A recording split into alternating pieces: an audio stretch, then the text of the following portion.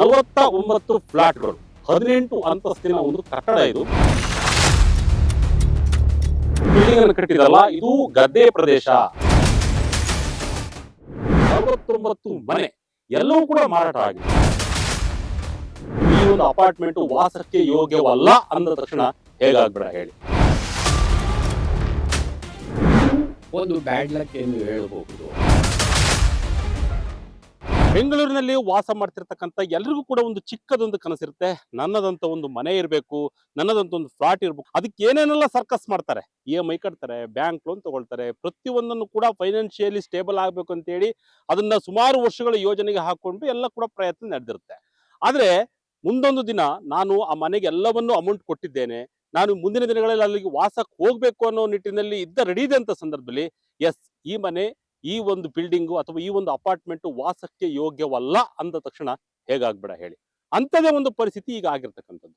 ಕೂಡ್ಲು ಗ್ರಾಮದಲ್ಲಿ ಇದ್ದೀನಿ. ಇಲ್ಲಿ ಒಂದು ಬಿಲ್ಡಿಂಗ್ ಈಗ ಚರ್ಚೆಗೆ ಕಾರಣ ಆಗ್ತಿರತಕ್ಕಂಥದ್ದು ಇದೇ ಕಾರಣಕ್ಕಾಗಿ. ಯಾಕೆ ಅಂತ ಹೇಳಿದ್ರೆ, ನಾನು ತೋರಿಸ್ತಕ್ಕಂಥ ಬಿಲ್ಡಿಂಗ್ ನ ನೀವು ಏನಾದ್ರು ನೋಡ್ಬಿಟ್ರೆ ಹೌದು ಇದು ವಾಸಕ್ಕೆ ಯೋಗ್ಯ ಇಲ್ಲ ಅಂತ ಗೊತ್ತಾಗುತ್ತೆ ತಮಗೂ ಕೂಡ. ಯಾವ ರೀತಿಯಾಗಿ ಗೊತ್ತಾಗುತ್ತೆ? ಆ ಸಂಸ್ಥೆ ಒಂದು ರೀತಿಯಾಗಿ ಎಲ್ಲರಿಗೂ ಒಂದು ರೀತಿಯಾಗಿ ಪರಿಹಾರ ಕೊಡ್ತೀವಿ ಅಂತ ಹೇಳಿ ಒಂದ್ ಕಡೆ ಮಾತು. ಆದ್ರೆ ಅದನ್ನು ಮುಂಚಿತವಾಗಿ ಯಾಕೆ ಮಾಡಲಿಲ್ಲ, ಆ ಪ್ರದೇಶ ಹೇಗಿತ್ತು, ಯಾವ ರೀತಿಯಾಗಿ ಸಮಸ್ಯೆಗಳನ್ನ ಇಲ್ಲಿ ಎದುರಿಸ್ತಾ ಇದ್ರು, ಇದೆಲ್ಲವನ್ನು ಕೂಡ ನೋಡ್ತಾ ಹೋಗೋಣ. ಯಾಕೆಂತ ಹೇಳಿದ್ರೆ ಈ ಬಿಲ್ಡರ್ ಕೂಡ ಬಹಳಷ್ಟು ದೊಡ್ಡ ಮಟ್ಟದ ಬಿಲ್ಡರ್. ಯಾಕೆಂದ್ರೆ ಹಲವಾರು ಮನೆಗಳನ್ನ ಇಲ್ಲಿ ಕಟ್ಕೊಟ್ಟಿದ್ದಾರೆ, ಸಾರ್ವಜನಿಕರು ಕೂಡ ಉಪಯೋಗ ಆಗುವಂತ ಮನೆಗಳನ್ನ ಕೊಟ್ಕೊಂಡಿದ್ದಾರೆ. ಆದ್ರೆ ಈ ಪ್ರದೇಶ ಹೇಗಿತ್ತು, ಇದು ಯೋಗ್ಯ ಇತ್ತಾ ಇಲ್ವಾ ಅನ್ನೋದು ಕೂಡ ಪ್ರಶ್ನೆ ಆಗುತ್ತೆ. ನಾನು ಇಲ್ಲಿ ಒಂದು ಗ್ರೌಂಡ್ ರಿಪೋರ್ಟ್ ತೋರಿಸ್ತಾ ಹೋಗ್ತೀನಿ. ಆ ಬಿಲ್ಡಿಂಗ್ ಯಾವ ತರ ಕಾಣ್ತಿದೆ ಅಂತ ನಿಮ್ಮ ಕಣ್ಣಿಗೂ ಕೂಡ ಕಾಣಿಸುತ್ತೆ, ನನಗೂ ಕೂಡ ಕಂಡಿದೆ. ತಕ್ಷಣವಾಗಿ ನೋಡಿದ ತಕ್ಷಣ ಗೊತ್ತಾಗಲ್ಲ, ಆದ್ರೆ ಒಂದಿಷ್ಟು ಅದು ವಾಲಿದ ರೀತಿಯಲ್ಲೂ ಕಾಣುತ್ತೆ. ಅದೇ ಕಾರಣಕ್ಕಾಗಿ ಈಗ ಅದನ್ನ ಡೆಮಾಲಿಷ್ ಮಾಡ್ಲಿಕ್ಕೆ ಹೊರಟಿರ್ತಕ್ಕಂಥದ್ದು, ಸಂಪೂರ್ಣವಾಗಿ ಆ ಬಿಲ್ಡಿಂಗ್ ಅನ್ನ ಸಂಪೂರ್ಣವಾಗಿ ಡೆಮಾಲಿಷ್ ಮಾಡ್ತಕ್ಕಂಥದ್ದಕ್ಕೆ ಆಗುತ್ತೆ. ಇಲ್ಲಿ ಒಟ್ಟು ಇರ್ತಕ್ಕಂಥದ್ದು 49 ಫ್ಲಾಟ್ಗಳು, 18 ಅಂತಸ್ತಿನ ಒಂದು ಕಟ್ಟಡ ಇದು. ಆದ್ರೆ ಅಕ್ಕಪಕ್ಕದ ಯಾವುದೇ ಕಟ್ಟಡಕ್ಕೂ ಕೂಡ ಸಮಸ್ಯೆ ಆಗದ ರೀತಿಯಲ್ಲಿ ಒಂದಿಷ್ಟು ಅದನ್ನ ಬೇರೆ ರೀತಿಯಾದ ತಂತ್ರಜ್ಞಾನವನ್ನ ಬಳಸಿ ಅದನ್ನ ಡೆಮಾಲಿಷ್ ಮಾಡ್ಲಿಕ್ಕೆ ಹೊರಟಿದ್ದಾರೆ. ಆ ಬಿಲ್ಡಿಂಗ್ ಬಳಿ ನಾನಿದ್ದೇನೆ, ಸಂಪೂರ್ಣವಾದ ವಿವರವನ್ನ ಕೊಡ್ತಾ ಹೋಗ್ತೀನಿ ಬನ್ನಿ. ಎಸ್ ವೀಕ್ಷಕರೇ, ನಾನು ಈಗ ತೋರಿಸ್ತಿರ್ತಕ್ಕಂಥ ಬಿಲ್ಡಿಂಗ್ ನ ನೀವು ಸರಿಯಾಗಿ ಗಮನವಿಟ್ಟು ನೋಡಿದ್ರೆ ನಿಮ್ಗೆ ಗೊತ್ತಾಗುತ್ತೆ, ಒಂದಿಷ್ಟು ವಾಲಿದ ರೀತಿಯಲ್ಲಿ ಕಂಡು ಬರುತ್ತೆ. ನೇರವಾಗಿ ಈ ಸ್ಥಳದಿಂದ ನೋಡಿದ್ರೆ ಗೊತ್ತಾಗುತ್ತೆ. ನಮ್ಮ ಕ್ಯಾಮ್ರಾಮನ್ ಕೂಡ ಅದನ್ನ ತೋರಿಸ್ತಕ್ಕಂಥ ಕೆಲಸವನ್ನ ಮಾಡ್ತಿದ್ದಾರೆ. ಎಷ್ಟು ಮಟ್ಟಿಗೆ ಸ್ವಲ್ಪ ಅಂದ್ರೆ ನಾವು ಇಲ್ಲಿ ಸ್ಥಳೀಯರನ್ನ ವಿಚಾರಿಸ್ತಕ್ಕಂಥ ಸಂದರ್ಭದಲ್ಲಿ ಎಸ್ ಹೌದು, 1-1.5 ಇಂಚು ಆ ಕಡೆ ವಾಲಿದ ಹಾಗೆ ವಾಲ್ಕೊಂಡಿದೆ. ಹಾಗಾಗಿ ಇದನ್ನ ಡೆಮಾಲಿಷ್ ಮಾಡ್ಲಿಕ್ಕೆ ತೀರ್ಮಾನವನ್ನ ಮಾಡ್ಕೊಟ್ಟಿದ್ದಾರೆ ಅಂತ ಹೇಳಿ. ನೋಡಿ, 2 ಬಿಲ್ಡಿಂಗ್ ಅನ್ನ ನಾನು ನಿಮಗೆ ತೋರಿಸ್ತಾ ಹೋಗ್ತೀನಿ. ಒಂದು ಬಿಲ್ಡಿಂಗು ಯಾವ ರೀತಿಯಾಗಿ ಸ್ಟ್ರೈಟ್ ಇದೆ, ಅದ್ರ ಪಕ್ಕದ ಬಿಲ್ಡಿಂಗ್ ಎಡಭಾಗದಲ್ಲಿ ಕಾಣ್ತಕ್ಕಂಥ ಬಿಲ್ಡಿಂಗು ಒಂದಿಷ್ಟು ಆ ಕಡೆಗೆ ವಾಲಿದ ರೀತಿಯಲ್ಲಿ ನಮಗಂತೂ ಕಾಣ್ತಾ ಇದೆ. ಹಾಗಾಗಿ ಆ ಒಂದು ನಿರ್ಧಾರಕ್ಕೆ ಈಗ ಬಂದಿರತಕ್ಕಂಥದ್ದು. ಈ ಸ್ಥಳದ ಒಂದು ಮಾಹಿತಿಯನ್ನ ತೆಗೆದುಕೊಳ್ಳೋಣ. ಯಾಕೆಂತ ಹೇಳಿದ್ರೆ, ನಾನು ಅಲ್ಲಿ 20 ವರ್ಷದಿಂದ ವಾಸ ಮಾಡ್ತಿರ್ತಕ್ಕಂಥ ಒಬ್ಬರನ್ನ ಮಾತಾಡಿಸ್ತಾ ಹೋದೆ. ಸ್ಥಳೀಯರು ಹೇಳುವ ಪ್ರಕಾರವಾಗಿ ಈ ಹಿಂದೆ ಸ್ಥಳಗಳಿತ್ತಲ್ಲ, ಈ ಒಂದು ಬಿಲ್ಡಿಂಗ್ ಅನ್ನು ಕಟ್ಟಿದಾರಲ್ಲ, ಇದು ಗದ್ದೆ ಪ್ರದೇಶ. ಅಂದ್ರೆ ಗದ್ದೆಯನ್ನು ಬೆಳಿತಿರ್ತಕ್ಕಂಥ, ವ್ಯವಸಾಯ ಮಾಡ್ತಿರ್ತಕ್ಕಂಥ ಪ್ರದೇಶಗಳು. ಅದರ ಹಿಂದಿನ ಭಾಗಕ್ಕೆ ಹೋದ್ರೆ ಕೆರೆಯ ಪ್ರದೇಶ ಇತ್ತು. ಕೆರೆಯ ಪ್ರದೇಶದಲ್ಲಿ ಸಾಕಷ್ಟು ಮಣ್ಣನ್ನೆಲ್ಲ ಹಾಕಿ ಆ ಮಣ್ಣನ್ನು ಗಟ್ಟಿ ಮಾಡಿದ ನಂತರವಾಗಿ ಆ ಒಂದು ಪ್ರದೇಶವನ್ನ ವಾಸಕ್ಕೆ ಯೋಗ್ಯ ಕೊಡ್ಬೇಕಾಗುತ್ತೆ. ಆದ್ರೆ ಇಲ್ಲಿ ಯಾವ ರೀತಿಯಾಗಿದೆ, ಸಡನ್ ಆಗಿ ನೀವು ಕೆರೆ ಪ್ರದೇಶವನ್ನ ಗಟ್ಟಿಮುಟ್ಟಾಗಿ ಮಾಡ್ಬೇಕು ಅಂತ ಹೇಳಿದ್ರೆ ಖಂಡಿತವಾಗ್ಲೂ ಕೂಡ ಅದಕ್ಕೆ ಸಮಯನೂ ಕೂಡ ಹಿಡಿಯುತ್ತೆ, ಆ ಸಮಯನೂ ಕೂಡ ಬೇಕಾಗುತ್ತೆ. ಆದ್ರೆ ಇದು ಬಹಳಷ್ಟು ಗದ್ದೆ ಇರ್ತಕ್ಕಂಥ ಪ್ರದೇಶ, ನೀರಾವರಿ ಇರ್ತಕ್ಕಂಥ ಪ್ರದೇಶ. ಈ ಬಿಲ್ಡಿಂಗ್ ಅಲ್ಲಿ ಇದು ವಾಸ ಮಾಡ್ಲಿಕ್ಕೆ ಅಥವಾ ಇಷ್ಟು ದೊಡ್ಡ ಬಿಲ್ಡಿಂಗ್ ಕಟ್ಟಲಿಕ್ಕೆ ಸಾಧ್ಯವಿದೆಯಾ ಭೂಮಿಯಲ್ಲಿ ಅನ್ನೋದು ಕೂಡ ಟೆಸ್ಟ್ ಆಗ್ಬೇಕಾಗುತ್ತೆ. ಯಾಕೆಂತ ಹೇಳಿದ್ರೆ 18 ಫ್ಲೋರ್, 49 ಮನೆ ಎಲ್ಲವೂ ಕೂಡ ಮಾರಾಟ ಆಗಿದ್ದು. ಎಲ್ಲರೂ ಕೂಡ ಅಮೌಂಟ್ ಅನ್ನು ಕಟ್ಟಿದ್ರು. 4-5 ವರ್ಷದ ಹಿಂದೆನೆ ಅಮೌಂಟ್ ಎಲ್ಲ ಕಟ್ಟಿ ಅದಕ್ಕೆ ಇನ್ನೇನು ಜನವರಿಯಲ್ಲಿ, ನಾವು ಸ್ಥಳೀಯರು ಹೇಳ್ತಾ ಇದ್ರು, ಇನ್ನೇನು ಜನವರಿಯಲ್ಲಿ ಬಂದು ಆ ಒಂದು ಸ್ಥಳದಲ್ಲಿ ವಾಸ ಮಾಡಬೇಕು, ಅಷ್ಟರೊಳಗೆ ಈ ರೀತಿಯಾದಂತಹ ರಿಪೋರ್ಟ್ ಬಂದಿದೆ. ಎಸ್, ಮುನ್ನೆಚ್ಚರಿಕೆ ಕ್ರಮವಾಗಿ ತೆಗೆದುಕೊಂಡಿರ್ತಕ್ಕಂಥದ್ದು ಒಳ್ಳೇದೇ. ನೋಡಿ, ಕಾಮಗಾರಿನೂ ಕೂಡ ನಡೀತಾ ಇದೆ. ಹಾಗಾಗಿ ಬಿಲ್ಡಿಂಗ್ ಅನ್ನ ಕಟ್ಟಬೇಕಾದಂತ ಸಂದರ್ಭದಲ್ಲಿ ಬಹಳಷ್ಟು ಮುನ್ನೆಚ್ಚರಿಕೆ ಕ್ರಮಗಳನ್ನ ತೆಗೆದುಕೊಳ್ಬೇಕಾಗತ್ತೆ. ಕೆರೆಯ ಪ್ರದೇಶದಲ್ಲಿ ಯಾವ ರೀತಿಯಾಗಿ ಎಷ್ಟು ವರ್ಷ ಮಣ್ಣು ಗಟ್ಟಿಯಾದ ನಂತರ ಅದನ್ನ ಬಳಕೆ ಮಾಡ್ಕೋಬೇಕು, ಯಾವ ರೀತಿಯಾಗಿ ಅಡಿಪಾಯ ಹಾಕ್ಬೇಕು, ಪ್ರತಿಯೊಂದನ್ನು ಕೂಡ ನಿಯಮಬದ್ಧವಾಗಿ ಇದ್ದೇ ಇರುತ್ತೆ. ಹಾಗಾಗಿ ಇಲ್ಲಿ ದುರದೃಷ್ಟ ಅಂದ್ರೆ, ಇಲ್ಲಿ ಒಂದು ಬಿಲ್ಡಿಂಗ್ ಅನ್ನ ಕಟ್ಟಬೇಕಾದಂತ ಸಂದರ್ಭದಲ್ಲಿ ಗ್ರೇಟರ್ ಪ್ರಾಧಿಕಾರ ವತಿ ಅಥವಾ BDA ಪ್ರಾಧಿಕಾರ ವತಿಯಿಂದ ಒಂದು ಸರ್ಟಿಫಿಕೇಟ್ ಕೂಡ ತಗೊಳ್ಬೇಕಾಗುತ್ತೆ. ಆ ಸರ್ಟಿಫಿಕೇಟ್ ಕೂಡ ಸಿಕ್ಕಿದೆ. OC ಅಂದ್ರೆ ಅಕ್ಯುಪೈ ಸರ್ಟಿಫಿಕೇಟ್ ಅಂತ ಹೇಳಿ, ಅಕ್ಯುಪೈ ಸರ್ಟಿಫಿಕೇಟ್ ಅಂತ ಹೇಳಿ ವಾಸಕ್ಕೆ ಯೋಗ್ಯವಾದಂತಹ ಪ್ರಮಾಣ ಪತ್ರ, ವಾಸ ಯೋಗ್ಯ ಪ್ರಮಾಣ ಪತ್ರವನ್ನ ಕೊಡ್ತಾರೆ. ಅದನ್ನು ಕೂಡ ಪಡೆದುಕೊಂಡಿದ್ದಾರೆ. ಅದಾದ ನಂತರವಾಗಿ ಏನಾಗುತ್ತೆ, ಬಿಲ್ಡಿಂಗ್ ವಾಸಕ್ಕೆ ಯೋಗ್ಯ ಇದೆಯಾ ಇಲ್ವಾ ಅನ್ನೋ ಒಂದು ಪ್ರಶ್ನೆ ಮೂಡುತ್ತೆ. ಅದನ್ನ ಲೋಡ್ ಟೆಸ್ಟಿಂಗ್ ಅಂತ ಕರೀತಾರೆ. ಅಂದ್ರೆ ನಾವು ಲೋಡ್ ಟೆಸ್ಟಿಂಗ್ ಯಾವ ತರ ಮಾಡ್ತೀವಿ, ಈಗ ಒಂದು ಫ್ಲೈಓವರ್ ಕಟ್ಟಿದ್ರೆ ಅದ್ರ ಮೇಲೆ ಟ್ರಕ್ ಅನ್ನ ಓಡಾಡಿಸ್ತೀವಿ. ಟ್ರಕ್ ಅನ್ನ ಓಡಾಡಿಸ್ತಕ್ಕಂಥ ಸಂದರ್ಭದಲ್ಲಿ ಆ ಟ್ರಕ್ ಹೋದಂತ ಸಂದರ್ಭದಲ್ಲಿ ಏನು ವ್ಯತ್ಯಾಸ ಆಗ್ಲಿಲ್ಲ ಅಂತ ಹೇಳಿದ್ರೆ ಎಸ್, ಇದು ಪ್ರಯಾಣಕ್ಕೆ ಸೂಕ್ತವಾಗಿದೆ ಅಂತ ಒಂದು ಅರ್ಥ ಬರುತ್ತೆ. ಈಗ ಬಿಲ್ಡಿಂಗ್ ಅನ್ನು ಯಾವ ತರ ಟೆಸ್ಟ್ ಮಾಡ್ತಾರೆ, ಬಿಲ್ಡಿಂಗ್ ವಾಸಕ್ಕೆ ಯೋಗ್ಯ ಇದೆಯಲ್ಲ ಅಂತ ಯಾವ ತರ ಟೆಸ್ಟ್ ಮಾಡ್ತಾರೆ ಅಂತ ಹೇಳಿದ್ರೆ, ಆ ಫ್ಲೋರ್ ನಲ್ಲಿ ಇರ್ತಕ್ಕಂತ ವಾಟರ್ ಟ್ಯಾಂಕ್ ಗಳೇನಿದೆ, ಆ ವಾಟರ್ ಟ್ಯಾಂಕ್ ಗಳಿಗೆ ಸಂಪೂರ್ಣ ನೀರು ತುಂಬಿಸುವಂತ ಕೆಲಸವನ್ನ ಮಾಡ್ತಾರೆ. ಆ ನೀರು ತುಂಬಿಸಿದಂತ ಸಂದರ್ಭದಲ್ಲಿ ಗೊತ್ತಾಗುತ್ತೆ ಇದು ಬಿಲ್ಡಿಂಗ್ ಯಾವ ರೀತಿಯಾಗಿ ಅದನ್ನ ಬಲ ತಡ್ಕೊಳ್ಳುತ್ತೋ ಇಲ್ವಾ ಅಂತೇಳಿ. ಯಾಕೆ ಅಂತ ಹೇಳಿದ್ರೆ ಅಡಿಪಾಯದಲ್ಲಿ ಕೆರೆ ಇದ್ದಂತ ಕಾರಣವಾಗಿ ಈ ರೀತಿ ಆಗಿರಬಹುದು, ಕೆರೆ ಅಂತ ಕೆರೆ ಪ್ರದೇಶ ಇದ್ದಿರ್ತದೆ. ಆದ್ರೆ ಇಲ್ಲಿ ಆ ಬಿಲ್ಡಿಂಗಿಗೆ ಸಂಪೂರ್ಣವಾಗಿ ಆ ಟ್ಯಾಂಕ್ ಗಳಲ್ಲಿ ನೀರು ತುಂಬಿಸಿದ ನಂತರವಾಗಿ ಎಸ್ ಇದು ವಾಸಕ್ಕೆ ಯೋಗ್ಯವಾಗಿಲ್ಲ ಅಂತ ಹೇಳಿ ಬಿಲ್ಡರ್ ತೀರ್ಮಾನ ಮಾಡ್ತಾರೆ. ಜೊತೆಗೆ ಅದು ಸರ್ಟಿಫಿಕೇಟ್ ಕೂಡ ಕೊಡ್ತಾರೆ. ಅಂದ್ರೆ ಮಣ್ಣಿನ ಪರೀಕ್ಷೆಯನ್ನು ಕೂಡ ಮಾಡ್ತಾರೆ. ಮಣ್ಣಿನ ಪರೀಕ್ಷೆ ಮಾಡ್ಬೇಕಾಗುತ್ತೆ. ಯಾಕೆ ಅಂತ ಹೇಳಿದ್ರೆ ಮಣ್ಣು ಯಾವ ರೀತಿಯಾಗಿ ಸದೃಢವಾಗಿದೆಯಾ, ಅಥವಾ ಮಣ್ಣಿನಲ್ಲಿ ಏನಾದ್ರೂ ಅಂದ್ರೆ ಡೌನ್ ಆಗ್ತಿದ್ಯಾ, ಡೌನ್ ಆಗಿ ಕಾಣ್ತಾ ಇದೆಯಾ ಅಂತ ಹೇಳಿ ಕೂಡ ಗೊತ್ತಾಗುತ್ತೆ. ಹಾಗಾಗಿ ಆ ಮಣ್ಣಿನ ಪರೀಕ್ಷೆಯನ್ನು ಕೂಡ ಮಾಡಿದಂತ ಸಂದರ್ಭದಲ್ಲಿ ಆ ರಿಪೋರ್ಟ್ ಕೂಡ ಬರುತ್ತೆ, ಇದು ವಾಸಕ್ಕೆ ಯೋಗ್ಯವಲ್ಲ. ಇದೆಲ್ಲ ಸಂಪೂರ್ಣವಾಗಿ ಒಂದು ರಿಪೋರ್ಟ್ ಕೂಡ ಇದೆ. ಆ ರೀತಿಯಾಗಿ ಮಾಡಿರ್ತಕ್ಕಂಥದ್ದು ಅಂದ್ರೆ ನಮಗೆ ನೇರವಾಗಿ ಕಾಣುತ್ತೆ ನೋಡಿ, ಎಲ್ಲಿ ಕೆಲಸನೂ ಕೂಡ ನಡೀತಾ ಇದೆ, ಯಾವ ರೀತಿಯಾಗಿ ಅದನ್ನ ಡೆಮಾಲಿಷ್ ಮಾಡ್ಲಿಕ್ಕೆ ತಯಾರಿಯನ್ನ ನಡೆಸ್ತಾ ಇದ್ದಾರೆ ಅಂತ ಹೇಳಿ. ಎಲ್ಲವೂ ಕೂಡ ತಯಾರಿ ಕೂಡ ನಡೀತಾ ಇದೆ. ಯಾವ್ದು ಕೂಡ ಇದು ಸಂಪೂರ್ಣವಾಗಿ ಡೆಮಾಲಿಷ್ ಮಾಡ್ತೀವಿ ಅಂತ ಆ SNN ಗ್ರೂಪ್ ಏನಿದೆ, ಬಿಲ್ಡರ್ ಗ್ರೂಪ್, ಅದು ಕೂಡ ಸ್ಪಷ್ಟನೆಯನ್ನ ಕೊಟ್ಟಿದ್ದಾರೆ, ಇದನ್ನ ಡೆಮಾಲಿಷ್ ಮಾಡ್ತೀವಿ ಅಂತ ಹೇಳಿ. ಆ ಕಡೆ ಎಲ್ಲಿ ಬರುತ್ತೆ ಅಂತ ಹೇಳಿದ್ರೆ ಕೂಡ್ಲು ಗ್ರಾಮ, ಅಂದ್ರೆ ಕೂಡ್ಲು ಗೇಟ್ ಅಂತ ಒಂದು ಬರುತ್ತೆ ಎಲೆಕ್ಟ್ರಾನಿಸಿಟಿ ಮೇನ್ ರೋಡ್ ಅಲ್ಲಿ. ಲೆಫ್ಟ್ ಗೆ ನೋಡಿದ್ರೆ ಒಂದು ಕೂಡ್ಲು ಗ್ರಾಮ ಅಂತ ಬರುತ್ತೆ. ಅಲ್ಲಿಂದ ಒಂದು 3-4 ಕಿಲೋಮೀಟರ್ ಒಳಗಡೆ ಈ ಪ್ರದೇಶ ಬರ್ತಕ್ಕಂಥದ್ದು. ಅಟಾರ್ನಿ ಅಂದ್ರೆ SNN ರಾಜ್ ಅಟಾರ್ನಿಯ ವಸತಿ ಯೋಜನೆ, ಇವ್ರದ್ದು ಬಿಲ್ಡರ್ ಹೆಸರು SNN ಅಟಾರ್ನಿ ಅಂತ ಹೇಳಿ. ಇದು 18 ಅಂತಸ್ತಿನ ಟವರ್. ಇದು ಬಹಳಷ್ಟು ಚೆನ್ನಾಗಿ ಕಟ್ಟಿದ್ದಾರೆ. ಮತ್ತೆ ಅಕ್ಕಪಕ್ಕದಲ್ಲೂ ನೋಡಿದ್ರು ಕೂಡ ಬಹಳ ಅದ್ಭುತವಾಗಿ ಬಿಲ್ಡಿಂಗ್ ಅನ್ನ ನಿರ್ಮಾಣ ಮಾಡಿದ್ದಾರೆ. ಯಾವುದೇ ರೀತಿಯಾದಂತ ಅಲ್ಲಿ ಸಮಸ್ಯೆ ಇಲ್ಲ. ಈ ಒಂದು ಬಿಲ್ಡಿಂಗ್ ನಲ್ಲಿ ಮಾತ್ರ ಸಮಸ್ಯೆ ಕಂಡು ಬಂದಿದೆ. ಬಹಳಷ್ಟು ವಿಶೇಷತೆ ಏನಂತ ಹೇಳಿದ್ರೆ ಆ ಆ ಕಡೆ ಬಿಲ್ಡಿಂಗ್ ಏನು ಸಮಸ್ಯೆ ಅಂದ್ರೆ ಒಂದು ಪಾಯಿಂಟ್ ಕೂಡ ಸಮಸ್ಯೆ ಆಗಿಲ್ಲ, ಆ ತರ ನಿರ್ಮಾಣ ಮಾಡಿದ್ದಾರೆ. ಇದೊಂದು ಬಿಲ್ಡಿಂಗ್ ಅಲ್ಲಿ ಮಾತ್ರ ಸಮಸ್ಯೆ ಬಂದಿದೆ. ಆದ್ರೆ ಇಲ್ಲಿ ಸಣ್ಣ ಪ್ರಮಾಣದ ವಾಲುವಿಕೆ ಕಂಡು ಬಂದ ಹಿನ್ನೆಲೆಯಲ್ಲಿ ಇಮಿಡಿಯೇಟ್ ಇವರು ಹಸ್ತಾಂತರ ಮಾಡುವ ಮುನ್ನವೇ ಎಲ್ಲರಿಗೂ ಕೂಡ ಎಚ್ಚರಿಕೆಯನ್ನ ಕೊಟ್ಟು ಅವರಿಗೆ ಅವ್ರು ಏನೇನು ಫೈನಾನ್ಷಿಯಲಿ ಸಫರ್ ಆಗಿದ್ರು ಅದನ್ನು ಕೂಡ ಭರಿಸ್ತಕ್ಕಂಥ ಕೆಲಸವನ್ನ ಆ ಒಂದು ಸಂಸ್ಥೆ ಮಾಡಿದೆ. ಅದು ಒಂದು ಭಾಗ. ಆದ್ರೆ ಈ ಧ್ವಂಸವನ್ನ ಯಾವ ರೀತಿ ಮಾಡ್ತಾರೆ, ಡೆಮಾಲಿಶ್ ಯಾವ ರೀತಿ ಮಾಡ್ತಾರೆ, ಈ ಹಿಂದೆ ನೋಯ್ಡಾದ ಪ್ರಸಿದ್ಧ ಸೂಪರ್ ಟೆಕ್ ಟ್ವಿನ್ ಟವರ್ಸ್ ಅನ್ನ ಒಂದು ಸ್ಫೋಟದ ಮೂಲಕವಾಗಿ ನೆಲಸಮಗೊಳಿಸಿದಂತಹ ADPS ಇಂಜಿನಿಯರಿಂಗ್ ಸಂಸ್ಥೆ ಕೂಡ ಇದನ್ನೇ ಡೆಮಾಲಿಶ್ ಮಾಡ್ತಿದೆ. ಅಲ್ಲೂ ಕೂಡ ಅದೇ ರೀತಿಯಾದಂತ ಡೆಮಾಲಿಶ್ ಮಾಡಿತ್ತು. ಸಂಪೂರ್ಣವಾಗಿ ಅಕ್ಕಪಕ್ಕದವರಿಗೆ ಯಾವುದೇ ರೀತಿಯಾದ ಸಮಸ್ಯೆ ಆಗದ ರೀತಿಯಲ್ಲಿ ಡೆಮಾಲಿಶನ್ ಮಾಡಿತ್ತು. ಆದ್ರೆ ಇಲ್ಲಿ ಸ್ಫೋಟವನ್ನ ಯೂಸ್ ಮಾಡಲ್ಲ ಇವರು. ಬೆಂಗಳೂರಿನ ಈ ಕಟ್ಟಡ ಇದೆಯಲ್ಲ, ಇದು ಒಂದ್ ರೀತಿಯಾಗಿ ಬೆಂಗಳೂರಿನ ಬೆಚ್ಚಿ ಬೀಳ್ತಕ್ಕಂಥ ವಿಷಯಗಳೇ. ಯಾಕೆಂದ್ರೆ ಇಂತ ಸ್ಫೋಟ ಮಾಡ್ತಕ್ಕಂಥ ಇವತ್ತರೆಗೂ ಕೂಡ ನಾವು ಎಲ್ಲೂ ಕೂಡ ನೋಡಿರ್ಲಿಲ್ಲ. ಹಾಗಾಗಿ ಇದನ್ನ ಆ ರೀತಿಯಾಗಿ ಸ್ಫೋಟ ಮಾಡಲ್ಲ. ಇದು ಒಂದ್ ರೀತಿಯಾಗಿ ಡೈಮಂಡ್ ವೈರ್ ಕಟಿಂಗ್ ತಂತ್ರಜ್ಞಾನವನ್ನ ಬಳಸಿ ಹಂತ ಹಂತವಾಗಿ ತೆರವುಗೊಳಿಸ್ತೇವೆ ಅಂತ ಹೇಳಿ ಒಂದು ಸ್ಪಷ್ಟನೆಯನ್ನು ಕೂಡ ಕೊಟ್ಟಿದ್ದಾರೆ. ಯಾರಿಗೂ ಹಾನಿ ಆಗದ ಹಾಗೆ, ಯಾರಿಗೂ ಅಕ್ಕಪಕ್ಕದವ್ರಿಗೆ ತೊಂದರೆ ಆಗದ ಹಾಗೆ. ಯಾಕೆಂತ ಹೇಳಿದ್ರೆ ಪಕ್ಕದಲ್ಲಿ ಸ್ಕೂಲ್ಗಳಿದೆ, ಆಮೇಲೆ ಬೇರೆ ರೀತಿಯ ನಗರ ವಾಸಿಗಳು ಕೂಡ ಇಲ್ಲಿದ್ದಾರೆ, ಬೇರೆ ಬೇರೆ ಮನೆಗಳು ಕೂಡ ಇದೆ. ಹಾಗಾಗಿ ಯಾರಿಗೂ ತೊಂದರೆ ಆಗದ ರೀತಿಯಲ್ಲಿ ಇದನ್ನ ಡೆಮಾಲಿಶ್ ಮಾಡ್ಲಿಕ್ಕೆ ಡೈಮಂಡ್ ವೈರ್ ಕಟಿಂಗ್ ಅನ್ನ ಒಂದು ತಂತ್ರಜ್ಞಾನವನ್ನ ಬಳಸಿ ಈಗಾಗಲೇ ಸಿದ್ಧತೆನೂ ಕೂಡ ನಡೀತಿದೆ. ಇನ್ನೊಂದು ವಾರದ ಒಳಗಡೆ ಇದನ್ನ ಆಲ್ಮೋಸ್ಟ್ ಎಲ್ಲ ಡೆಮಾಲಿಶ್ ಮಾಡುವುದು ಅನ್ಕೊಂಡಿರ್ತೀನಿ.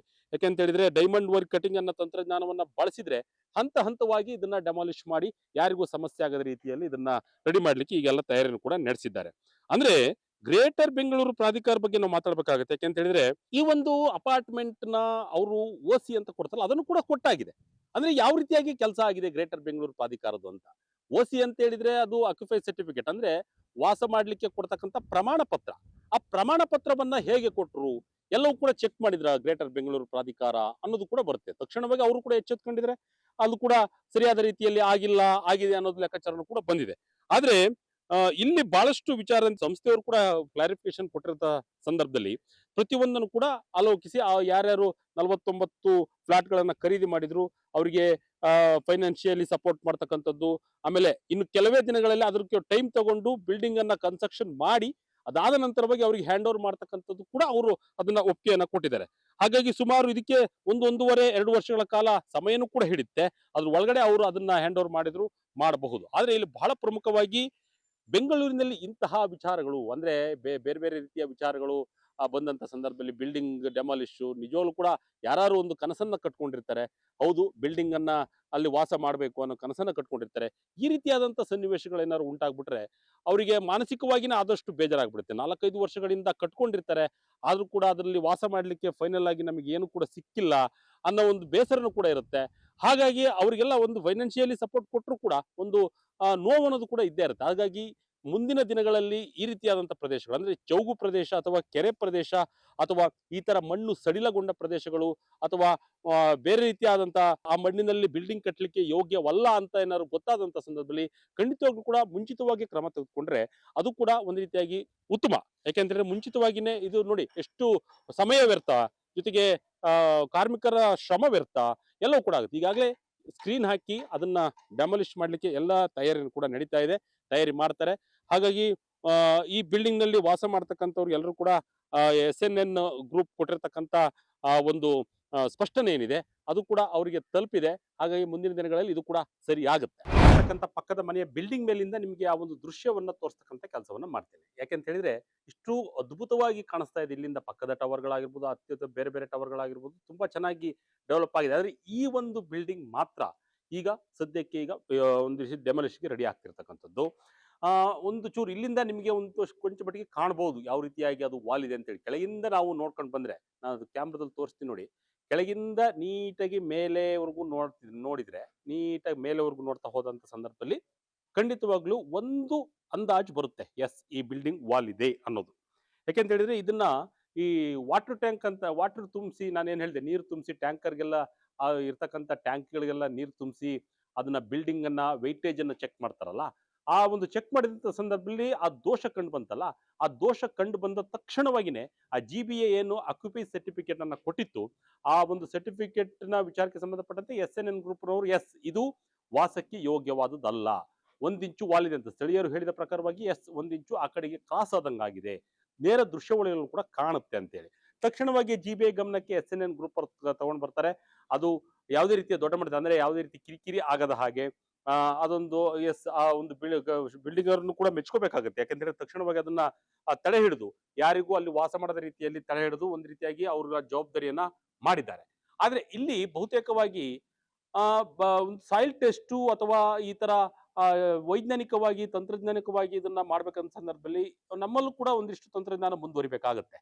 ಯಾಕೆಂದ್ರೆ GBAಯಲ್ಲಿ ಈ ಮಣ್ಣಿನ ಸಾಯಿಲ್ ಟೆಸ್ಟಿಂಗ್ ಏನಿದೆ ಅಥವಾ ಬೇರೆ ರೀತಿಯಾದಂಥ ಟೆಸ್ಟಿಂಗ್ಗಳೇನಿದೆ, ಕಟ್ಟಡವನ್ನ ಕಟ್ಟಲಿಕ್ಕೆ ಕೊಡ್ತಕ್ಕಂಥ ಸಂದರ್ಭದಲ್ಲಿ ಕೊಡ್ತಕ್ಕಂಥ ಸರ್ಟಿಫಿಕೇಟ್ ಅಥವಾ ಕ್ಲಿಯರೆನ್ಸ್ ಸರ್ಟಿಫಿಕೇಟ್ಗಳೇನಿರ್ತವೆ ಅವಕ್ಕೆ ಅತ್ಯುತ್ತಮವಾದಂಥ ಟೆಕ್ನಾಲಜಿಯನ್ನ ಬಳಸಿ ಒಂದು ಎಸ್ ಕ್ಲಿಯರ್ ಇಲ್ಲಿ ನಾವು ಕಟ್ಟಬೇಕು, ಇಲ್ಲಿ ಕಟ್ಟಲಿಕ್ಕೆ ಅವಕಾಶ ಕೊಡಬಹುದು, ಇದು ಸಮೃದ್ಧಿಯಾದಂತಹ ಭೂಮಿ ಅಂತ ಏನಾದ್ರು ಕೊಟ್ರೆ ಖಂಡಿತವಾಗ್ಲೂ ಕೂಡ ಅದು ಅತ್ಯುತ್ತಮವಾಗಿ ಇದನ್ನ ಕಾಣಬಹುದು. ಆದ್ರೆ ಇಲ್ಲಿ ಬಹುತೇಕವಾಗಿ ನಾವು ನೋಡ್ತಿರ್ತಕ್ಕಂಥದ್ದು ಎಸ್ ಬಿಲ್ಡಿಂಗ್ ವಾಲ್ ಇದೆ, ಇದು ವಾಸಕ್ಕೆ ಯೋಗ್ಯವಲ್ಲ ಅಂತ ಗೊತ್ತಾದಾಗ ಒಂದು ವೇಳೆ ಏನಾದ್ರೂ ಅದನ್ನ ಟೆಸ್ಟ್ ಮಾಡದೆ ಅಥವಾ ಕೊಟ್ಟಿದಂತ ಸಂದರ್ಭದಲ್ಲಿ ಖಂಡಿತವಾಗ್ಲೂ ಕೂಡ ಅಲ್ಲಿ ಏನಾದ್ರೂ 49 ಕುಟುಂಬಗಳು ವಾಸ ಮಾಡ್ತಾ ಇದ್ರೆ ಕೇವಲ ಒಂದು 3-4 ವರ್ಷ ಅಂದಾಜಿನ ಪ್ರಕಾರವಾಗಿ ಒಂದು 5 ವರ್ಷ ರೀಚ್ ಆಗ್ಬೋಯ್ತು, ಅಷ್ಟರೊಳಗೆ ಆ ಕಟ್ಟಡ ಒಂದು ರೀತಿಯಾಗಿ ಕುಸಿತ ಹಂತಕ್ಕೆ ಹೋಗ್ತಾ ಇತ್ತು.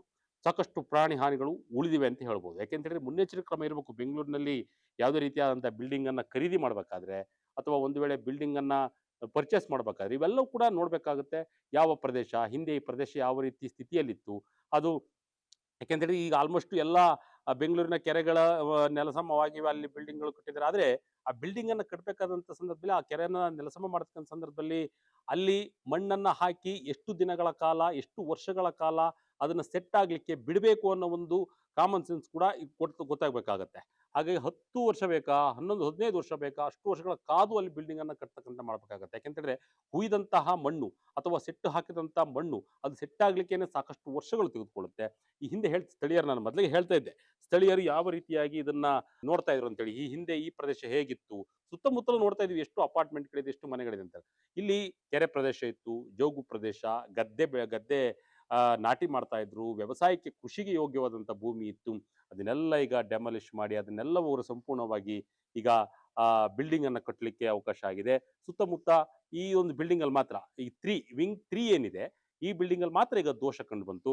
ದೋಷ ಕಂಡು ಬಂದಿದ ತಕ್ಷಣ ಬಿಲ್ಡರ್ ಕೂಡ ಎಚ್ಚೆತ್ಕೊಂಡಿದ್ದಾರೆ. SNN ಬಿಲ್ಡರ್ ಕೂಡ ಎಚ್ಚೆತ್ಕೊಂಡು ಅವರಿಗೆಲ್ಲ ಪರಿಹಾರ ಕೊಡ್ತಕ್ಕಂಥ ಕೆಲಸವನ್ನ ಮಾಡಿದ್ದಾರೆ. ಜೊತೆಗೆ ಅಕ್ಕಪಕ್ಕದ ಯಾರಿಗೂ ಸಮಸ್ಯೆ ಆಗದ ರೀತಿಯಲ್ಲಿ ಡೈಮಂಡ್ ವೈರ್ ಕಟಿಂಗ್ ತಂತ್ರಜ್ಞಾನವನ್ನ ಬಳಸಿ ಪ್ರತಿಯೊಂದು ಫ್ಲೋರ್ ಅನ್ನು ಕೂಡ ಡೆಮಾಲಿಷ್ ಮಾಡಿ ಇನ್ನು 2 ವರ್ಷಗಳ ಬಳಿಕ ಅವರಿಗೆ ಮತ್ತೆ ರೀಕನ್ಸ್ಟ್ರಕ್ಷನ್ ಮಾಡ್ಕೊಡ್ತೀವಿ ಅಂತ ಹೇಳಿ ಭರವಸೆಯನ್ನು ಕೂಡ ಈ ಒಂದು SNN ಬಿಲ್ಡರ್ಸ್ ಕೂಡ ಕೊಟ್ಟಿದ್ದಾರೆ. ಅದ್ರಲ್ಲಿ ಪ್ರಶ್ನೆ ಮೂಡ್ತಕ್ಕಂಥದ್ದು ಸರ್ಕಾರದ ವತಿಯಿಂದ, GBA ವತಿಯಿಂದ ಯಾಕೆ ಈ ರೀತಿಯಂತ ನಿರ್ಲಕ್ಷ್ಯ ಆಯ್ತಾ? ಯಾಕೆಂತ ಹೇಳಿದ್ರೆ ಕಟ್ಟುನಿಟ್ಟಾದಂತಹ ಕ್ರಮಗಳನ್ನು ತೆಗೆದುಕೊಳ್ಬೇಕು. ಯಾವುದೇ ಒಂದು ಬಿಲ್ಡಿಂಗ್ ಕಟ್ಬೇಕಾದ್ರೆ, ಯಾವುದೇ ಒಂದು ಮನೆಯನ್ನ ಕಟ್ಬೇಕಾದ್ರೆ ಅದು ಆ ಬಿಲ್ಡಿಂಗಿಗೆ ಏನೇನು ರೂಲ್ಸ್ ಇತ್ತು, ಬಿಡಿ ಆಗಿರ್ಬೋದು, ಗ್ರೇಟರ್ ಬೆಂಗಳೂರು ಪ್ರಾಧಿಕಾರ ಆಗಿರ್ಬೋದು, 30-40 ಅಲ್ಲಿ ಅಥವಾ 100/100 ಅಲ್ಲಿ ವಾಸ ಮಾಡಬೇಕಾದಂತ ಸಂದರ್ಭದಲ್ಲಿ ಮನೆಯನ್ನು ಕಟ್ಟಬೇಕಾದ್ರೆ ಒಂದಿಷ್ಟು ಆ ಒಂದು ಅಳತೆಯಲ್ಲೇ ಯಾವ್ಯಾವ ರೀತಿಯಾಗಿ ಕಟ್ಟಬೇಕು ಅನ್ನೋ ಒಂದು ಕೂಡ ಇರುತ್ತೆ. ಆ ಒಂದು ವ್ಯವಸ್ಥೆಯಲ್ಲಿ ಮಾತ್ರ ಕಟ್ಟಿದ್ರೆ ಅದಕ್ಕೆ ಒಂದು ಸರ್ಟಿಫಿಕೇಟ್ ಕೊಡ್ತಕ್ಕಂಥ ಕೆಲಸ ಆಗುತ್ತೆ. ಅದೆಲ್ಲ ಸರಿಯಾದಂತ ಕ್ರಮದಲ್ಲಿ ಆಗ್ಬೇಕು. ನೋಡಿ, ಸಾಯಿಲ್ ಟೆಸ್ಟ್ ಎಷ್ಟು ಇಂಪಾರ್ಟೆಂಟ್ ಆಗಿತ್ತು. ಮೇಲೆ ನೀರು ತುಂಬಿದ ಸಂದರ್ಭದಲ್ಲಿ ಸಾಯಿಲ್ ಟೆಸ್ಟ್ ಮಾಡಿದಂತ ಸಂದರ್ಭದಲ್ಲಿ ಈ ಸಾಯಿಲ್ ಟೆಸ್ಟ್ ಮಾಡಿದಾಗಲೇ ಅವರಿಗೆ ದೋಷ ಕಂಡು ಬಂದಿರತಕ್ಕಂಥದ್ದು. ಬೇರೆ ಯಾವ ದೋಷ ಎಲ್ಲ ರೀತಿಯನ್ನು ಕಂಡಿದ್ದ ಸಂದರ್ಭದಲ್ಲಿ ಸಾಯಿಲ್ ಟೆಸ್ಟ್, ಮಣ್ಣಿನ ಪರೀಕ್ಷೆಯನ್ನ ಮಾಡಿದಂತ ಸಂದರ್ಭದಲ್ಲಿ ಹೌದು ಇದು ವಾಸಕ್ಕೆ ಯೋಗ್ಯವಿಲ್ಲ ಅಂತ ಗೊತ್ತಾಗಿದ್ದೇ ಮಣ್ಣಿನ ಪರೀಕ್ಷೆಯಲ್ಲಿ. ಮಣ್ಣಿನ ಪರೀಕ್ಷೆ ನಮ್ಮಲ್ಲಿ ಜಿಬಿಯಲ್ಲಿ ನಡೀತಿದ್ಯಾ ಇಲ್ವಾ, ಅದಕ್ಕೆ ನುರಿತ ತಜ್ಞರು ಇದ್ದಾರಾ ಇಲ್ವಾ ಅನ್ನೋದು ಕೂಡ ಇಲ್ಲಿ ಪ್ರಶ್ನೆ ಆಗುತ್ತೆ. ಹಾಗಾಗಿ ಈ ಬಿಲ್ಡಿಂಗ್ ಈಗ ಯಾರಿಗೂ ಸಮಸ್ಯೆ ಆಗದ ರೀತಿಯಲ್ಲಿ, ಪಕ್ಕದಲ್ಲಿ ಶಾಲೆ ಇದೆ, ಅವರಿಗೂ ಸಮಸ್ಯೆ ಆಗದ ರೀತಿಯಲ್ಲಿ ಹೊಸದಾದ ತಂತ್ರಜ್ಞಾನವನ್ನ ಬಳಸಿ, ಯಾವಾಗ ಅಲ್ಲಿ ಟ್ವಿನ್ ಟವರ್ನ, ಅಲ್ಲಿ ಪ್ರಸಿದ್ಧವಾದಂತಹ ಟ್ವಿನ್ ಟವರ್ನ ಧ್ವಂಸ ಮಾಡಿದಂತಹ ಎಡಿಪಿಸಿಎ ಸಂಸ್ಥೆ ಕೂಡ ಅದನ್ನ ಈಗ ಡೆಮೊಲಿಷ್ ಮಾಡಲಿಕ್ಕೆ ತಗೊಂಡಿದೆ. ಆದರೆ ಸ್ಫೋಟಗೊಳಿಸಲ್ಲ, ಡೈಮಂಡ್ ವೈರ್ ಅನ್ನ, ನೂತನ ತಂತ್ರಜ್ಞಾನವನ್ನ ಬಳಸಿ ಈ ಒಂದು ಬಿಲ್ಡಿಂಗ್ ಅನ್ನ ಡೆಮೊಲಿಷ್ ಮಾಡಲಿಕ್ಕೆ ಈಗ ತಯಾರಿ ಕೂಡ ನಡೀತಾ ಇದೆ. ಬಿಲ್ಡಿಂಗ್ ಡೆಮಾಲಿಷ್ಗೆ ಸಂಬಂಧಪಟ್ಟಂತೆ ಇಲ್ಲಿ ಪಕ್ಕದ ನಿವಾಸಿ ಆಗುತ್ತೆ, ಪಕ್ಕದ ಮನೆ ನಿವಾಸಿ ಆಗಿರ್ತಕ್ಕಂಥ ಮೂರ್ತಿಯವರು ನಮ್ಮ ಜೊತೆ ಇದ್ದಾರೆ. ಸರ್, ನಿಮ್ಮ ಮನೆ ಪಕ್ಕದಲ್ಲಿರ್ತಕ್ಕಂಥ ಒಂದು ಬಿಲ್ಡಿಂಗ್ ಡೆಮಾಲಿಷ್ ಆಗ್ತಾ ಇದೆ, ಕಾರಣ ಗೊತ್ತಾಗಿದೆ ಈಗ ಆಲ್ರೆಡಿ, ಹಾ, ಏನು ಸಮಸ್ಯೆನೂ ಕೂಡ ಇಲ್ಲ, ಯಾವ ಇದು ರೀತಿಯಾಗಿದೆ ಅಂತ? ಇದು ಅಕ್ಕಪಕ್ಕದ ನಿವಾಸಿಗಳಿಗೆ ಯಾವ ತೊಂದರೆಯೂ ಕೊಡುತ್ತಿಲ್ಲ. ಹ್ಮ್. ಈ SNN ಗ್ರೈಂಡ್ ಒಳ್ಳೆಯ ಇಂಜಿನಿಯರಿಂಗ್ ಸ್ಟ್ರಕ್ಚರ್ ಮಾಡುವಂಥವರೇ. ಹ್ಮ್. ಈಗಾಗಲೇ ಇಲ್ಲಿ ಹಲವಾರು ಆ, ಇದು ಮನೆಗಳನ್ನು ನಿರ್ಮಿಸಿ ಮಾರಿ ಅಲ್ಲಿರುವವರೆಲ್ಲ ಸುಖ ಜೀವನ ನಡೆಸುತ್ತಿದ್ದಾರೆ. ಹ್ಮ್.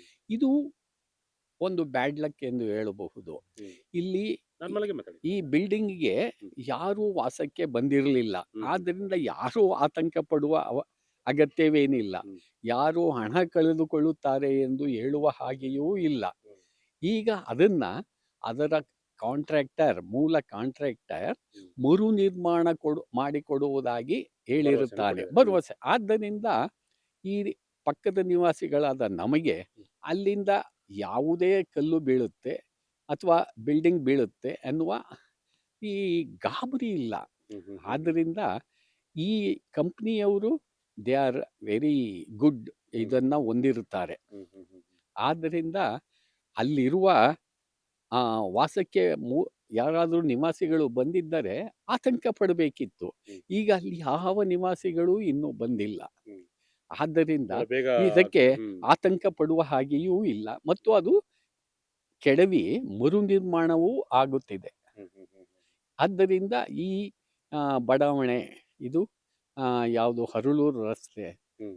ನಮ್ಮ ಐಕಾನ್ ನೆಸ್ಟ್ ರೋಡು ಹ್ಮ್. ಹ್ಮ್. ಹ್ಮ್. ನಲ್ಲಿರುವ ನಿವಾಸಿಗಳಿಗೆ ಯಾವ ಆತಂಕವೂ ಇಲ್ಲ. ಹ್ಮ್. ಹ್ಮ್. ಅಷ್ಟೇ. ಓಕೆ, ತಮ್ಮ ಹೆಸರು ಮೂರ್ತಿ ಓಕೆ. ಬಿಲ್ಡಿಂಗ್ ನಿಮ್ ಗಮನಕ್ಕೆ ಬಂತಾ? ನೋಡಿರೋ ಬಂತು. ವಾಲ್ ಇದೆಯಲ್ಲ? ವಾಲಿದೆಯಲ್ಲ ಬಂತು ಸರ್, ಅದು ವಾಲಿದೆ. ಹಾ, ಹಾ. ಲಂಬಕೋನ ಇರಬೇಕು. ಅಂತ ಹೇಳಿದ್ರೆ ನೋಡಿ, ಗ್ರೇಟರ್ ಬೆಂಗಳೂರು ಬಿಡಿ ಹಾ. ಜಿಬಿ ಏನಿದೆ, ಹಾ, ಓಸಿ ಬೇರೆ ಸರ್ಟಿಫಿಕೇಟ್ ಕೂಡ ಕೊಟ್ಬಿಟ್ಟಿದ್ರು ಅವರಿಗೆ, ಆ ಬಿಲ್ಡಿಂಗ್ ಹಾ, ಗಳಿಗೆ. ಹಾ, ಹಾ. ಆದರೆ ಎಲ್ಲ ನಿವಾಸಿಗಳು ಯಾರು ಅಲ್ಲಿ ವಾಸಕ್ಕೆ ಬಂದಿರಲಿಲ್ಲ. ಹ್ಮ್. ಆದ್ದರಿಂದ ಆತಂಕ ಏನ್ ಪಡುವ ಸಮಸ್ಯೆ? ಅಗತ್ಯವೂ ಇಲ್ಲ. Yes. Okay. ಇದನ್ನು ಎಲ್ಲ ಗಮನಿಸಬಹುದು. ಹ್ಮ್. Okay sir. Thank you. ನೋಡಿದ್ರೆ ವೀಕ್ಷಕರೇ, ನನ್ನ ಹಿಂದೆ ಇರತಕ್ಕಂಥ ಬಿಲ್ಡಿಂಗ್ ಕಾರಣ ಹೇಳಿದೆ ನಾನು. ಇಷ್ಟೊತ್ತರೆಗೂ ಕೂಡ ಆ ಕಾರಣವನ್ನ ತಿಳಿಸ್ಕೊಟ್ಟೆ, ಯಾವ ರೀತಿಯಾಗಿ ಅದನ್ನು ಡೆಮೊಲಿಷ್ ಮಾಡ್ತಾರೆ, ಜೊತೆಗೆ ಯಾವ ಕಾರಣಕ್ಕಾಗಿ ಅದನ್ನು ಡೆಮೊಲಿಷ್ ಮಾಡ್ತಾ ಇದ್ದಾರೆ, ಆ ಬಿಲ್ಡರ್ಸ್ ತೆಗೆದುಕೊಂಡ ತೀರ್ಮಾನಗಳೇನು, ಇವೆಲ್ಲರೂ ಕೂಡ ನೋಡಿದ್ರೆ ನನ್ನ ಹಿಂದೆ ಇರತಕ್ಕಂಥ ಬಿಲ್ಡಿಂಗ್. ಯಾಕೆಂತ ಹೇಳಿದ್ರೆ ಈ ಮಾಡ್ತಿರ್ತಕ್ಕಂಥ ಉದ್ದೇಶ ಇಷ್ಟೇ. ಯಾಕೆಂದ್ರೆ ಪ್ರತಿಯೊಬ್ರು ಕೂಡ ಒಂದು ಮನೆ ಕಟ್ಟಬೇಕು, ಒಂದು ಫ್ಲಾಟ್ ತಗೊಳ್ಬೇಕು ಅನ್ನೋ ಒಂದು ಕನಸಿರುತ್ತೆ. ಆದ್ರೆ ಬೆಂಗಳೂರಿನಲ್ಲಿ ತಗೊಳ್ಬೇಕಂತವ್ರು ಒಂದಿಷ್ಟು ಆಲೋಚನೆ ಮಾಡಬೇಕಾಗುತ್ತೆ. ಯಾವ ಪ್ರದೇಶ, ಅದು ಸರ್ಟಿಫಿಕೇಟ್ ಏನು, ಯಾವ ರೀತಿಯಾಗಿ ಅದು ಕಾರ್ಯನಿರ್ವಹಿಸ್ತಾ ಇದೆ, ಜೊತೆಗೆ ಅಲ್ಲಿರ್ತಕ್ಕಂಥ ಪ್ರದೇಶ ಹಿಂದೆ ಏನಾಗಿತ್ತು, ಯಾವ ರೀತಿಯಾಗಿ ಕಾರ್ಯನಿರ್ವಹಿಸ್ತಾ ಇತ್ತು, ಮೊದಲು ಈ ಪ್ರದೇಶ ಏನಾಗಿತ್ತು, ಇದೆಲ್ಲದರ ಬಗ್ಗೆನೂ ಒಂಚೂರು ಗಮನ ಹರಿಸಬೇಕಾಗುತ್ತೆ. ಯಾಕೆಂತ ಹೇಳಿದ್ರೆ ಬಹುದೊಡ್ಡ ಕನಸಾಗಿರುತ್ತೆ ಎಲ್ಲರೂ ಕೂಡ. ಹಾಗಾಗಿ ಈ ಒಂದು ವಿಡಿಯೋ ಮಾಡ್ತಿರ್ತಕ್ಕಂಥ ಉದ್ದೇಶ ಇಷ್ಟೇ. ಎಲ್ಲರೂ ಕೂಡ ಎಚ್ಚೆತ್ತುಕೊಳ್ಬೇಕು. ಅಂದ್ರೆ ಅಧಿಕಾರಿಗಳು, ಜೊತೆಗೆ GBA, ಬಹಳ ಮುಖ್ಯವಾಗಿ ಗ್ರೇಟರ್ ಬೆಂಗಳೂರು ಪ್ರಾಧಿಕಾರದಲ್ಲಿ ಇಂತಹ ಒಂದು ಟೆಸ್ಟ್ಗಳು ಓಸಿ ಕೊಡೋಕ್ಕಿಂತ ಮುಂಚಿತವಾಗಿ ಒಂದಿಷ್ಟು ಟೆಸ್ಟ್ಗಳನ್ನ ಮಾಡ್ತಕ್ಕಂಥ ಪರಿಣಿತಿಯನ್ನ ಹೊಂದಿರಬೇಕು, ತಂತ್ರಜ್ಞಾನ ಮುಂದುವರೆದಿರಬೇಕು. ಜೊತೆಗೆ ಬಿಲ್ಡರ್ ಕೊಟ್ಟಂತಹ ಒಂದು ಈಗ ನೋಡಿ, ಅವರೇ ಬಿಲ್ಡರ್ ಕೊಟ್ಟಿರ್ತಕ್ಕಂಥದ್ದು. ಯಾಕೆಂತ ಹೇಳಿದ್ರೆ ಸಂಪೂರ್ಣ ಟೆಸ್ಟ್ ಆದ ನಂತರವಾಗಿ ಇದು ವಾಸಕ್ಕೆ ಯೋಗ್ಯವಲ್ಲ ಅಂತ ಹೇಳಿ ಅವರೇ ಏನು ತೀರ್ಮಾನ ತೆಗೆದುಕೊಂಡ್ರು, ಆ ರೀತಿಯಾದಂತಹ ತೀರ್ಮಾನಗಳು ಬರಲಿಕ್ಕೆ ಬಿಡಬಾರ್ದು. GBA ತಂತ್ರಜ್ಞಾನವನ್ನ ಬಳಸಿ ಅದು ಯೋಗ್ಯ ಇದೆಯಾ ಇಲ್ವಾ, ಯಾಕೆಂತ ಹೇಳಿದ್ರೆ ಸುಮಾರು ಕೋಟಿ ಲಾಸ್, ಶ್ರಮ ವ್ಯರ್ಥ. ಬಿಲ್ಡರ್ಗೂ ಕೂಡ ಬಹಳಷ್ಟು ದೊಡ್ಡ ಮಟ್ಟದ ಲಾಸ್ ಕೂಡ ಖಂಡಿತವಾಗ್ಲೂ ಕೂಡ ಆಗಿರುತ್ತೆ. 49 ಫ್ಲಾಟ್ ಅಂತ 18 ಅಂತಸ್ತಲ್ಲಿ 49 ಮನೆ ಕಟ್ಟೋದು ಅಂತ ಹೇಳಿದ್ರೆ ಒಂದು ಮನೆಗೆ 1.5 ಕೋಟಿ ಅಂತ ಹೇಳಿದ್ರು ಕೂಡ ಅಲ್ಲಿ ಸುಮಾರು 60 70 80 ಕೋಟಿ ಅಲ್ಲಿ ಹಾಕಿರ್ತಾರೆ. ಹಾಗಾಗಿ ಅಲ್ಲೂ ಕೂಡ ಸಾಕಷ್ಟು ಮಟ್ಟಿಗೆ ನಷ್ಟನೂ ಕೂಡ ಆಗಿರುತ್ತೆ. ಹಾಗಾಗಿ ನೀವೆಲ್ಲರೂ ಮನೆ ಖರೀದಿ ಮಾಡಬೇಕಾದ್ರೆ ಅಥವಾ ಅಪಾರ್ಟ್ಮೆಂಟ್ ಅನ್ನ ಖರೀದಿ ಮಾಡಬೇಕಾದ್ರೆ ಸಂಪೂರ್ಣ ವಿವರವನ್ನ, ಸಂಪೂರ್ಣ ದಾಖಲಾತಿಗಳನ್ನ ಯಾವ್ಯಾವ ಇಲಾಖೆಯಿಂದ ಪಡೆದುಕೊಳ್ಬೇಕು ಎಲ್ಲವನ್ನು ಕೂಡ ಒಂದ್ಸರಿ ಕಟ್ಟುನಿಟ್ಟಾದ ಒಂದು ಕ್ರಮವನ್ನು ತೆಗೆದುಕೊಂಡು ಅದನ್ನ ಚೆಕ್ ಮಾಡ್ತಕ್ಕಂಥದಕ್ಕೆ ನೀವು ಸನ್ನದ್ಧರಾಗಬೇಕು. ಯಾಕೆಂತ ಹೇಳಿದ್ರೆ ಈ ರೀತಿಯಾದಂತ ಸವಾಲುಗಳನ್ನ ಎದುರಿಸಲಿಕ್ಕೆ ರೆಡಿ ಆಗಬಾರ್ದು. ಯಾಕೆಂತೇಳಿ ಮುಂದಿನ ದಿನಗಳು ಯಾವ ರೀತಿಯಾಗಿ ಸವಾಲಾಗುತ್ತೋ ಗೊತ್ತಾಗಲ್ಲ. ಏನಾದ್ರೂ ಇದು ಆ ರೀತಿಯಾದಂತ ಸಂದರ್ಭ ಬಂದಿಲ್ಲ ಅಥವಾ ವಾಸಕ್ಕೆ ಯೋಗ್ಯ ಇದೆ ಅಂತ ಹೇಳಿ ಏನಾದ್ರೂ ಕೊಟ್ಬಿಟ್ಟಿದ್ರೆ ಖಂಡಿತವಾಗ್ಲೂ ಕೂಡ 3-4 ವರ್ಷದಿಂದ ಅಲ್ಲಿ ಯಾರು ಕೂಡ ಉಳಿತಿರ್ಲಿಲ್ಲ. ಅಂತ ಒಂದು ಸನ್ನಿವೇಶ ಈ ಸ್ಥಳದಲ್ಲಿ ಇತ್ತು. ಹಾಗಾಗಿ ಎಲ್ಲರೂ ಕೂಡ ಮುನ್ನೆಚ್ಚರಿಕೆ ಕ್ರಮವಾಗಿ ಇರಿ ಅಂತ ನಾನು ಈ ವಿಡಿಯೋ ಮುಖಾಂತರ ಹೇಳಕ್ ಇಷ್ಟಪಡ್ತೀನಿ. ಕ್ಯಾಮ್ರಾ ಪರ್ಸನ್ ಪ್ರೇಮೇಶ್ ಜೊತೆ ಶಂಕರ್ನ ಹೆತ್ತೂರು, ವಿಜಯ ಗಣಕವೇ, ಬೆಂಗಳೂರು.